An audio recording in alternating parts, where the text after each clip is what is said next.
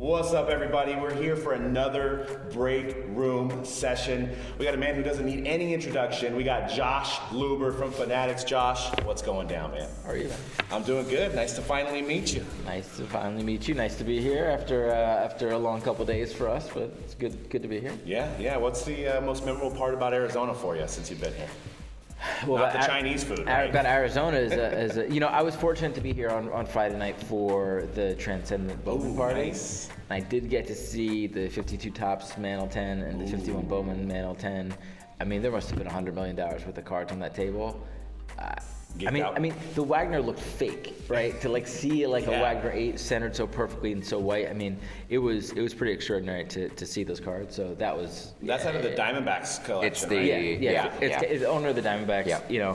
Look, it's great being here with you too. I don't want to downplay that part of it, but like having 60, but the table was like a table like this. It's like at a little crappy cloth. It's like a $20 Target like folding table, and they had two security guards standing there. They were wearing Diamondback shirts, so they kind of just looked like normal dudes, but they were serious. Like they were not having any of it. So we got to see. We went to some Transcendent. They had the same thing going on, and I think there was a Willie Mays 10. There was a Mantle 10. There was that Honus. That was so sick. And that's the Gretzky Honus, right? Yeah. That's and incredible. it says McNabb Gretzky on it, so it's cool. That's awesome. Well, this is the break room session, so we opened up some packs. I'm gonna surprise you with some just random stuff. So, not sports cards. Good. But we got the Wrap pack. I don't know if you remember those. I know this box. Yeah. I 1,000% know this box. Yeah. So I think we got like a chance. It's like Easy E rookies. So we'll have you open this up and see what we pull. I've never opened this up. We bought this. I've opened that box before. Yeah. Some vintage Kid Rock in there. Yep, Kid Rock rookie. There's if my memory is right, there's a lot of there'll be 4 different Kid Rocks and 4 different there wasn't like one that was the rookie card because they just made a lot. They made a lot of different. Everyone has the same issue on filling a set, right? It's like, okay, we got 20 wrappers, but how do I make a set so you can have whatever it is, 150 cards, in a box or something. Different variations. Guys that are looking for deals, on here. I mean, none of you guys on the front, but I'm gonna bet you that this wasn't even licensed, or if it was. Because look how many people on there, right? That's got to be 50 different people. Pump It Up, Slammin' Sounds giveaway.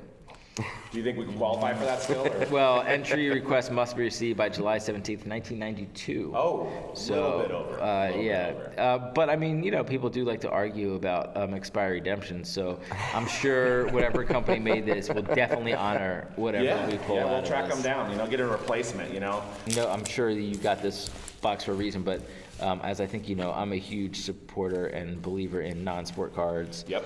And us as well. I have a few Jay-Z's. I've been trying to buy some Bieber cards. Ooh, Salt and Pepper. What is up? Oh yeah, that's nice. There you go. A little push it action. I gotta tell you, these feel better condition than the box I opened a while ago. It's really beat up. I want to say I got this about for $150 on eBay. Which is probably so overpaid, they also made another music set, but it was it was Pro Set. Pro Set made. There's been a bunch of different ones over the years. You mean this one, Dan? There you go. Yeah, there you go. That's the Vanilla Ice and Paul Abdul. Dude, Kid and Play. Oh, there we go. You got all the. There we go. Right there, oh, there's a Kid Rock. This is Kid Rock before became alternative. I mean, that is look at that right there. That is awesome. Beautiful. Oh, I actually listened to dude. ICP growing up, so that's when he was. Very great right there. Too short. That is good. I mean, I got no one good in my first. Yeah, I think. That was a loaded pack right there. If you could have any music rookie card, any artist or group, what would it be? Well, I got to think about ones that I don't have, and think there. Or better yet, what's your most coveted music card? Here's a different Salt and Pepper, right? So you have that Salt and Pepper. I have that Salt and Pepper. We're building the rainbow here. Rock, Kid and Play. Here we go. Look at those guys. And Kid Rock just... And then another Kid Rock. Look at that. So I think, and I'm not positive, but I think that I have the largest Jimi Hendrix collection. Nice. Just because I know how much has been graded and I know how much I have. And I just think in general, like Hendrix is a perfect example of someone who, Hendrix is as iconic as any athlete ever. And, and so in the 60s and 70s, there were a bunch of, and you probably know, there's a bunch of different like Dutch companies that made these cards for rock stars. And, and I'm guessing that was all unlicensed. But so you have like, Hendrix in 68 and 69, which appear to be like the Hendrix rookies. There's a Bob Dylan card from 67 that I have a lot of. But the card that I'll say it's my Grail, but the card that I've basically been trying to corner the market on, and I think that I have the most of, is in 64 there was, it's actually two different cards. It's Muhammad Ali and the Beatles. I don't know if you've seen this card where it was Cassius Clay. And it's, the like famous picture of like Cassius Clay like punching the Beatles and all. So there was a photo shoot from that, and there was two cards. There's one horizontal, one vertical. It's a 1964 Dutch unnumbered set. I have the only 10. There's only one 10 between the two. I have like 3 of the like 4 9s. And I just think that card it's like the rookie card of the Beatles and Muhammad Ali, and it's the two of them on a card together, and so I think all those cards as non-sport cards become bigger in general, we'll look back at that and look at Hendrix and Led Zeppelin and Bob Dylan and Bob Marley the same way we look at Willie Mays and Mickey Mantle and the whole thing. So, what do you think? How do you think we can get music back into trading cards? I mean, I know there's been some trials. Panini's tried country music cards that didn't really work out, and we haven't really seen many music cards. How can we make music cards collectible again, making new cards? Do you know the answer to that? I don't. I have some ideas, but... So we just launched Zerocool, and Zerocool is a new trading card company for culture. And That's awesome. The first set is with Gary Vaynerchuk and his NFT projects. It's VFriends physical trading cards. So it's physical trading cards of the characters that are on Gary's. The NFTs. That are on the NFTs. But that's first. I mean, the company is literally meant to be a trading card company for culture, for non-sports, for how do you have a new set of all the best rappers and rock stars and actors and fashion designers and artists and everything else. So. It's actually a brand that we've been working on for a while, and now that we have the licenses for baseball, basketball, and football, and have bought Topps, and have started Fanatics Collectibles, we've brought that in, and now we get to launch Zerocool as part of the Fanatics Collectibles for a brand of companies. And so the way I look at it is there's actually 4 sports now for us, at least. It's baseball, basketball, football, and culture. And to be fully dedicated to it. So it's good timing to be and that's talking a passion about all project that. for you too, man. I mean, that's amazing. For years, right? I've been, as I've been buying cards in general, and then, I mean, on one hand, I have been buying cards because obviously I knew we were going to launch Zerocool and create more of a brand for non-sport cards. But the reality is actually the inverse. It's like I've created this because I've been spending so much time buying and selling non-sport cards, and I tried to do this even back at StockX. So hopefully, in however long it takes to build the brand, it's Topps, Panini, Upper Deck, Zerocool. Those are your 4 brands for the trading card industry. Nice. I'm excited. We've been talking about this for years. We've got so many ideas for trading cards. There's so much stuff you can do with the music. Just like songs, albums released on trading cards, or NFTs, or... Oh, and then once you integrate the digital part of it as well. Well, we even had an idea, and we won't be able to implement it because we don't have the resources yet. But getting maybe an unsigned artist, starting them from the beginning, and having them sign digitally. So you say you put them on for an hour, so you have that sense of urgency, right, of them only being on for an hour, and then maybe they're going to sign 200 digital copies of something. And then they're signing them on an iPad. It's going directly to the consumer. Absolutely, right? Right? Nilly. We're not even an up-and-comer, maybe a big name. No, but just think about that as a means of trying to resolve the redemption issues. Yeah. Right? Of having people sign it is actually, it's fine that they didn't sign it because once they sign it on the iPad, it'll appear on all the cards. This was the Milli Vanilli card that we pulled while you were talking. You can't really beat that. Blame it on the rain, man. Yeah. I don't know how we all got duped that was their voice for so long. I don't know, man. The song still slaps. So what are you gonna do? It's That's pretty awesome. But yeah, so I've been waiting so long to be able to start talking about this and launch the brand. Yeah. And now we get to do that. And it's hard to make cards of, there's no players association. There's no group licensing. It's not like sports to do that. So there's going to be a lot of one-off deals. There'll be a lot of ways as we figure out ways to bring talent together. But sports is this much of life, and it's important, and we have trading cards around it, but Right. all the Well, I rest of mean, it. and we talk about it all the time because I remember as a kid, I grew up in the tape era and then the CD era, and being able to ride my bike to get something physical, it meant something to me, right? Now it's just all digital for these kids. 100%. And there needs to be some kind of tangible item. That's why I went back to records. I'm buying records now because I can get them and they're tangible and I like the artwork and stuff. But, these kids, they just listen to a song, it doesn't mean like it used to mean. But if there's something attached to it, or there's some other way to get them some kind of tangible object, I think there's a whole other market untapped, Absolutely. I mean, artists could start releasing stuff as like NFTs. Basically the single comes out, and the only way you can get the single is by getting the NFT. Or look what Kanye just did, right? Yeah. Like releasing Donda 2 on the stem player, right? The only way you can get the digital content is by buying the physical. Here's our boy Ice-T. Nice. I know there's like 4 or 5 different Ice-T cards from this set. Nice. So yeah, it's all Yeah, that's awesome. Yeah, I mean, we've even thought. If you wanted to make physical cards, you got guitar picks, you got drumsticks, you got drum heads. Oh, you from a got memorabilia standpoint, yeah, 1,000%. Yeah.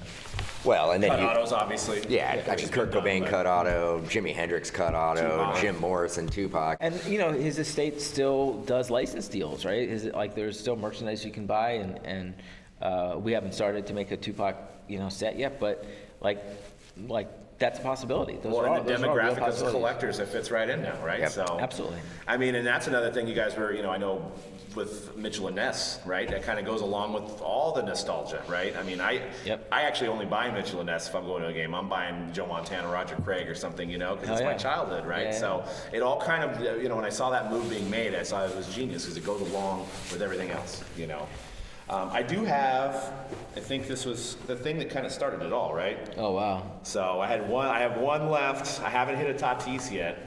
Wow. So I have one unopened at my house. I've opened all the others that I've had. I have one unopened I'm keeping.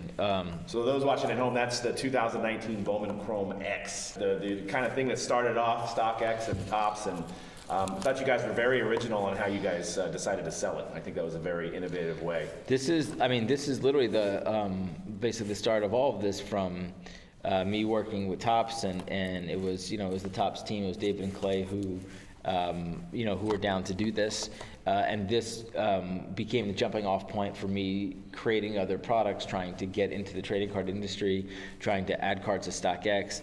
So the product, which was obviously a derivation of Bowman Chrome that year, was they're all pre-slabbed, and we can open it. They all ended up being 9s or 10s. Same checklist as Bowman Chrome. But every card was numbered to 31. Right. We needed to come up with some number that made sense, but it was still limited. And so you'll know the very sophisticated ways that we got this. The way that we ended up as 31 is that Reggie Miller is my favorite player. Nice. And that's how we got. I thought it was the thing matter. Baskin Robbins, right? Yeah. No, it is that sophisticated. Yeah, Reggie Miller was a beast, though. And so, so most importantly, and this gets to not only the vision at StockX, but the whole idea of what we're doing in trading cards and how we're evolving it, which is, I talk a lot about this, is how do we make pricing more efficient? And so this was the first trading card set that was sold as a blind Dutch auction, which is different than the declining Dutch auction, which is what Panini uses. And I'll spare the economics lecture and all the details, but the short version is that in a blind Dutch auction, you let the market set the price, and everybody pays the same price. And usually what happens is over 95% of people actually end up paying less than what their bid is because of the nature of how the price actually gets set, lower than what most people bid. So it's a win-win-win. Price usually sells for more than what retail would have been, closer to what the true market price of that is. Absolutely. But it usually, because of the mechanism of how a Dutch auction works, usually everybody gets it for less than what they bid. So it ends up being a very important thing. And so after we launched this, Was that your idea with the Dutch, or? oh yeah. Well, Or reverse Dutch? Sorry. it was my idea, but to be clear, we didn't make this up. Like the blind Dutch auction is a pricing and allocation method that's been used by to release IPOs and price financial instruments for decades. And so at StockX, we were always trying to figure out what is the right way to have the Nikes and Adidas of the world sell products directly into the market. What is the right way to let the market price products? And so we have some of this in our life. Like eBay is a good example of what we consider market-based pricing. It's an auction, and you're letting whatever the market goes for, that's what it goes for. But the way you're doing it is bridging the gap between overselling and underselling, right? In a sense. Well, so you're making both sides happy rather than just have somebody overpay at the starting price. That's right. And in an auction, a traditional auction like eBay, it's really good if you just have like one thing. You have one thing, you get as much money as you can. It's whatever two sellers are willing to bid it up for, that's fine. But if you have many things, if you have many widgets, if you have many boxes of Bowman Chrome X, there's a lot of different ways to get to what we'd consider a fair price. And again, I won't go too far down the rabbit hole except to say that we studied the markets for years. Talked to economists, talked to professors, test different things to try to figure out what we thought was the best model to do this. And so our belief is that a blind Dutch auction is the most efficient, the fairest way to create true equitable distribution, to really make it fair of how high demand product is released. And after we did our first big blind Dutch auction at StockX, was actually for a pair of slides with Ben Baller. Okay. So before Ben Baller was making Topps Chrome, he made a pair of slides that we put on StockX, and they were sold as a blind Dutch auction. And after the release, we put a blog post, and it's still up at StockX blog, that is this super in-depth recap of and it reads like a math textbook. It's like chart table, it's right. But some professors at Harvard Business School saw it and reached out and said, "Hey, we think this is brilliant. We think this is a really innovative way to price scarce assets. Yeah. We want to do a case study about StockX and the IPO model." And so very cool. And so now there's literally a case study in Harvard Business School that I'm in. So I didn't get into Harvard Business School, the front door. So now I'm in a case. And so there's some real validation behind this model to do this. So, it was very interesting. Are we gonna open this? When we first saw it, I thought it was genius. So and I think we got a couple cases or something, and that's the last box we had left. So figured it was fitting to bring it with us to Arizona here. So. I haven't. I've opened so many of these over the years, but I haven't opened any in a long time. Nice. So this is amazing. Look, I will say it is absolutely genius. It is absolutely the right way to do it. But again, we didn't make this up. All we did was just go out and find the right method. And so it's a tried and true thing. It's not exactly. we do. And not so everything's going to stick either, right? So you got to try these things. No, that's exactly right. And so VFriends, the first Zerocool launch, is a blind Dutch auction, and most of the products that we sell at Zerocool will most likely be a blind Dutch auction as well. Nice. We just truly believe in this method. So the big hits are Tatis, Vlad. Yeah. Not Otani. Was Otani my second year Otani? I don't think Otani was in. Oh no, I don't think so. Tatis, Vlad. I think there might be Pete Alonso, maybe. Yep. Rookie. All right. Nope. Grayson Rodriguez, who I don't know who that is. Orioles, I think right? he's on the Orioles. I think he's a top prospect. He's a pitcher. Is he a top prospect? Yeah, he is a top prospect. PSA 10, there were a lot of PSA 9s. I actually kind of like the way they did the X-Fractor? Yeah. The X-Fractor green. Yep. It was a nice nod. Bowman Chrome X doesn't say StockX anywhere on it, but it was, I thought it was pretty nice of them to. Yeah, it's still to honoring make the brand, but throwing your guys' spin on it. And then we ended up with this sticker on the box, which was, you always debate these things as your co-branding stuff. But I thought it was very nice of them to make it green and call it Bowman Chrome X. So that was very cool. Yeah. So now in terms, of trading cards, how do you bridge the gap of supply and scarcity? Well, I didn't know that we go down this rabbit hole around Zerocool and blind Dutch auctions, but that's really the answer. There's many different pricing mechanisms. We will certainly not move everything to sell as a blind Dutch auction, but by the belief in market-based pricing, the belief in pricing things fairly, is the starting point to having a system of equitable distribution where we can make more products, and the products that are worth the most money will sell for more money, and it will leave products that are on the shelf that a kid can walk into Target and buy a pack of cards for $1. Sure. So that's the starting point, but it's hard, it's complicated, it takes a holistic strategy to be able to do that. And now that we work with Topps, we can slowly start to look through their product catalog and work with them and figure out how should this be priced, how should that be priced, to figure out. Some stuff will still be retail, some stuff will still have a fixed price, but you can take the really high-end stuff and let the market set the price for that and figure it out. Yeah, and I think that's what, we've been obviously doing breaks for 10 years, so we've seen it be where we could get as much product as possible, to now it's like, we would get 20, 30 cases of something, and we sell direct to consumer, so we're not reselling anything because we're breaking it, right? So we're implementing those cards into the market. So now it's like, something that's, I'm just throwing out numbers here, but something that was wholesaled at like 5,000, but is 30,000 on the market. So now you have people that sell to us that they don't want to give it to us, and I understand it's economics, but there's got to be some kind of way to not be that extreme and get closer to the middle, where everybody makes money, the customers have good value, and then it's a whole ecosystem. And I think you guys are already on the right pace of like what you guys are doing. So I mean, to your point on that everybody has that opportunity. Everybody up until now, everybody except for the manufacturers. What was ironic about the industry is the manufacturers create the cards, and they're in business with the leagues and the players, but they always just sold products at a fixed price. And everyone else in the industry can use variable price. You price your breaks differently this day versus that day, depending on how the market moves, right? Joe Burrow makes a Super Bowl, and 20 Prism football all of a sudden is breaking for more. Manufacturers were the only ones that were using just fixed price, right? And that's just not the industry we're in. We're not in a CPG world. If you made Cheerios, well, Cheerios can always be $4 a box because they will make an infinite amount of Cheerios, and Cheerios don't change when Joe Burrow throws a touchdown. So, it's just recognizing the actual properties of the products that we sell. Would you think it would be challenging if you guys, when you guys start making products, to like number cases on certain products? So everything's on the table. I think there's a world, and I know many people will disagree with me, and maybe this is not possible, but I think there's a world where we can actually provide full transparency into supply, where we could tell the industry, we could tell the market exactly how many cards are printed, exactly how many cases are made, exactly how many.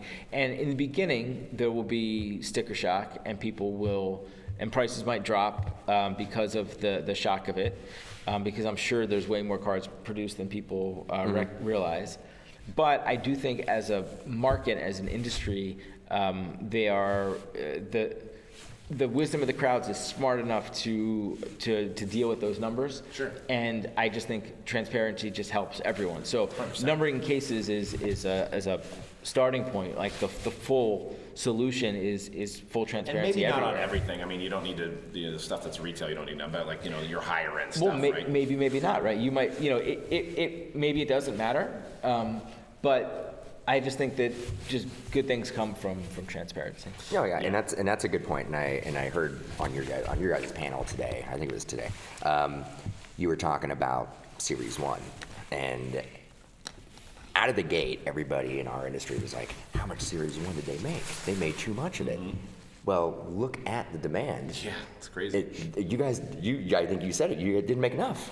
Well, everybody said, you made too much Series 1. I need more Series 1. Yeah, Well, yeah. like, which is it? Yeah, it can't be both. Yeah, So. yeah. Well, it's and we were in that kind of already bubble last year, but I think, the rookie class from 2020 just wasn't as, Well, that's right. you didn't have that main guy that everybody wants. It's amazing. You just throw that one guy in there, and then the demand levels change, and we went through 40 jumbos, I think 60 hobbies. I mean, we would usually have 10 or 20 hobbies still at least, you know, and just kind of slowly sell them through the shop through the whole year. We people can't stop coming in, buying it, or ordering it online, and it's phenomenal. And this is without baseball possibly not happening. So Right. Yeah. Right. That's a really which we good thought point. would hurt it, you know, but it didn't. So we're gonna pivot to a basketball question. Do you ever think that we will see a Jordan and LeBron licensed auto logo man in our lifetime coming out of a new product? I 1,000% would love to make that happen. You know, look, I have a lot of thoughts about the industry and the hobby that are outside looking in as a consumer, and now spending more time and trying to understand the nuances. But you know, Jordan's had an exclusive license, Sure. you know, auto deal with Upper Deck for a very long time. LeBron doesn't, you know, sign cards anymore. But there's a business deal to be had there somewhere. Like it's not out of the question. It's just about the people that there's a business deal, and there's money, and there's clearly demand for it. And those guys are both business people and Upper Deck, and so. Because as customers, you know, we were able to buy Exquisite in 10 or 11 with the college logos. And then you went to like, okay, now it's in Goodwin Champions, and then it's like, oh, now it's only memorabilia. So it's like, you know, can't pack pull any of that stuff, and that's exciting. No. And you get new customers coming in, and they, you know, they buy the Bulls, and they're like, oh, hopefully I'll get a Michael Jordan card, and you're like, you know, you can't. There's you not know? even a Jordan card, let alone a Right. Jordan Yeah. auto, Yeah. right? Exactly. Yeah. So how crazy is it that the hobby's where it's at, the basketball's where it's at. There's no Jordan cards, there's no Jordan or LeBron autos, like, you know. Yeah, so look, I'm an idealist, and maybe my idealism will get, you know, run over by, you know, corporate politics, but I think that we should be able to make that happen in some way. Like Yeah. there's a business deal, and what's 1,000% true is the customers want it. The fans want it, the kids want it. Like, we should be able to figure that out. I know there's always a lot of rumbling in this industry about customer service, and what we can do to improve that. Any early thoughts? I know you guys are just jumping in, but any early thoughts to improve customer service? Well, you know, customer service is actually a fairly easy problem to solve. Customer service is elbow grease. Yeah. It's size and scale, and you know, it starts. You know, we got to go hire a really great senior leader. This has been across the board. I probably spend, you know, more than half my time right now in recruiting senior leaders for the new business, and to have a, you know, a world-class customer service leader who's managed, you know, really large teams in different languages, you know, across different cultures, different products.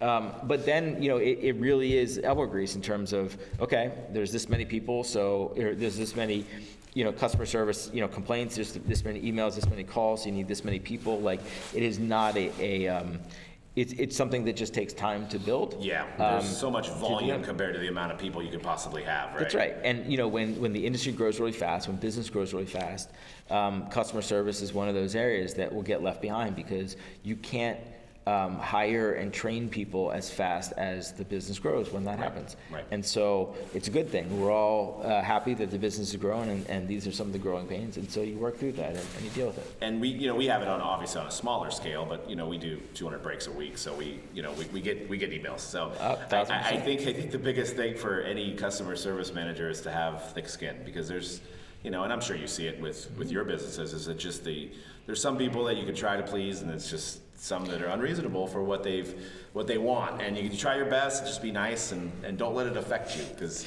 there's 100 other happy customers compared to that one negative, you know, unhappy customer. At that early on, I used to fight everybody on Twitter. Like, I was like, you know, and I was like, but they're wrong. There's, you know, they're just trolls and all stuff. And like, eventually, you know, like, they took away my Twitter credentials. They're like, look, like, you can't be on there anymore, you know. And I'm like, but they're wrong, you know. What we'll do is we'll do every once in a while. We'll take some of the best ones. We won't say people's names, but we'll read them on the podcast. Oh yeah. Just like almost like a mean tweet segment, because it's like you say it out loud and it sounds so unreasonable. And it's just so comical. Like the mean tweet version of customer service is great. Yes. Yeah. That's helpful. It's very cathartic. Yeah, absolutely. It is. It was a fun conversation. We had some great cards. We had Kid and Play. We got a couple kid and plays. I'm gonna put one more pack here. I still don't think we didn't get the Easy E. That's what I'm saying. We got one iced tea, And we got the Kid Rock rookie. and we got a couple Kid Rocks. A little too I feel short. like we're gonna pull an Easy out of here. NWA. There you go. Look at that. Look at that. That's a great. And that's an NWA rookie, I think. I want to say I've seen those going for a couple hundred on eBay. Believe it or That not. is awesome. Yeah, I mean, there's no way that this should be going for a couple hundred. I mean, This in is- that moment in time, You can find these cards. I mean, you know what's cool is like this kind of looks like the first Skybox, yeah, it does. Yep. right? Yeah, I remember I bought a couple boxes of this back in the day. I can't remember if I tried to have them graded or not. But anyway, there's a lot of this stuff out there. So like, if you don't be fooled into paying a couple $100 for NWA rookies, but Right. it is cool. Yeah, it's cool, but yeah, exactly. I mean, look how young Dre is in that like picture. Like that's like That's amazing. he's got to be like 17 years Yeah. old. Yep. All right, so I can't stay and Here, I got some. talk I just longer. got some parting gifts for you. Oh, man, wow. So, not a high grade, but still a cool card. Just say Wow. I come bearing gifts, so Thank you. no problem, man. This is- a 92 Stadium Club, you know. Thank you very much. No problem, I man. really appreciate it. Yeah, This is amazing. definitely. Yeah, Well, we yeah. appreciate you coming on. Appreciate it, That's man. great. Thank you. Thank you. Can I show everybody what this is? Yeah, absolutely. I mean, that's a pretty nice parting gift. So Yeah. that's pretty amazing.